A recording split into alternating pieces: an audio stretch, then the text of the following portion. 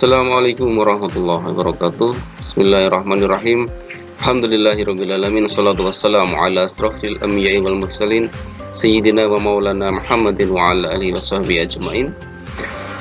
Bertemu kembali di video materi pembelajaran Prakarya dan Kewirausahaan untuk kelas 12 SMA semester 1. Dan pada bagian kali ini kita akan membahas tentang perencanaan usaha kerajinan untuk pasar lokal bersama saya Marsudi Sarjana Pendidikan dari SMA Negeri 1 Mentaya Hilir Selatan.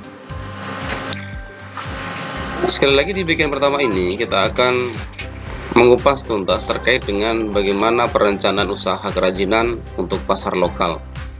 Ada 2 poin di sini terkait dengan perencanaan usaha kerajinan dan pasar lokal. Yang dimaksud dengan perencanaan usaha kerajinan tentu adalah segala persiapan sebelum usaha itu dilakukan agar keberhasilan usaha itu dapat dilakukan atau dapat diperoleh. Karena tanpa perencanaan usaha yang baik, tentunya masa depan usaha tersebut bisa jadi akan juga tidak baik. Nah, kemudian apa itu pasar lokal? Pasar lokal itu adalah pasar domestik, pasar yang ada di negeri kita, ada negeri Indonesia dalam sebuah negara. Sementara nanti kalau pembahasan pasar global itu baru kemudian membahas tentang pasar-pasar yang tidak hanya ada di Indonesia atau di daerah Samudra, tapi juga di daerah yang lainnya di luar negeri.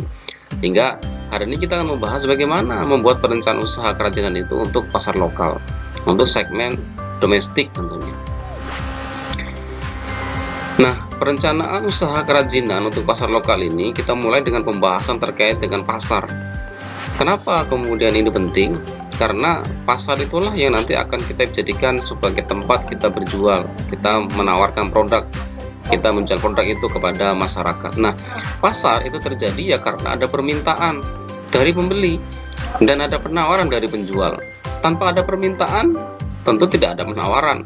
Karenanya ini yang penting nanti kita bahas lebih jauh terkait bagaimana kemudian permintaan itu bisa besar sehingga kemudian harga tawar kita pun juga bisa baik. Dimana kalau kita lihat dari potensi pasar yang ada dapat diketahui melalui 2 pendekatan. Jadi potensi pasar itu dapat diketahui 2 pendekatan tadi itu, pendekatan permintaan dan pendekatan penawaran. Pendekatan permintaan itu adalah bagaimana mencari tahu kebutuhan dari pasar sasaran, kebutuhan dari konsumen. Itu maksud pendekatan permintaan. Sehingga seorang pengusaha harus mencari tahu kebutuhan dari pasar sasaran atau dari konsumen tadi itu. Ada juga terkait dengan perencanaan ini dengan pendekatan penawaran. Artinya pendekatan ini mengandalkan kemampuan wirausaha untuk membuat sebuah produk yang inovatif sehingga kemudian menarik bagi bagi konsumen. Nah, 2 hal itulah yang nanti bisa membuat pasar itu terjadi dengan baik tentunya.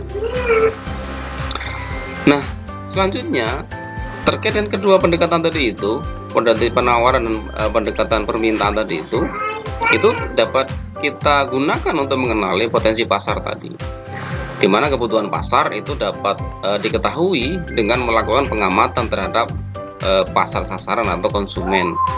Nah, ide pengembangan produk pun dari kerajinan itu pun kita bisa lihat dapat diperoleh juga dengan mengenali kebiasaan di suatu tempat.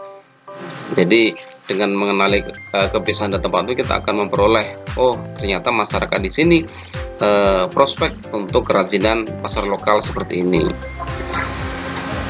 Kemudian terkait dengan sumber daya yang dibutuhkan, karena tentu ya dalam merencanakan sebuah usaha kita tentu harus mengetahui atau punya data terkait dengan sumber daya yang dibutuhkan dalam sebuah berusaha, sehingga rencana ini ya tentu akan baik hasilnya. Sumber daya usaha yang dibutuhkan untuk wirausaha ini adalah tentu ya bahan baku ya. Jadi sumber daya usaha itu yang untuk seorang wirausahawan itu ya kerajinan pertama adalah bahan bakunya, kemudian materialnya, kemudian teknik dan alat serta keterampilannya. Tanpa itu ya agak susah.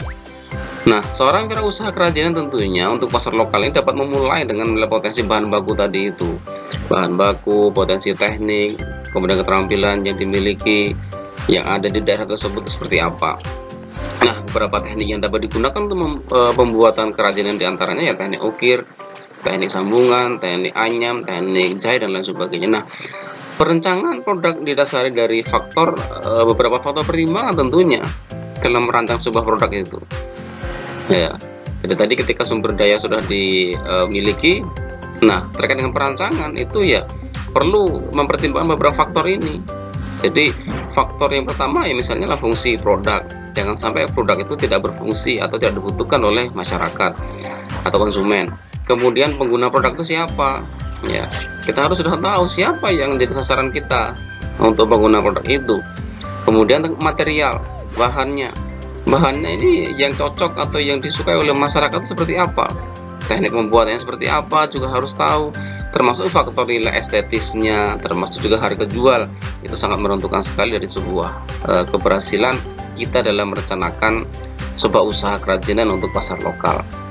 Saya pikir itu ya pembahasan kita di kali ini, di video kali ini terkait dengan perencanaan kerajinan, usaha kerajinan untuk pasar lokal. Moga-moga dapat dipahami, dan mohon maaf kalau ada yang tidak berkenan. Billahi taufiq wal hidayah. Assalamualaikum warahmatullahi wabarakatuh.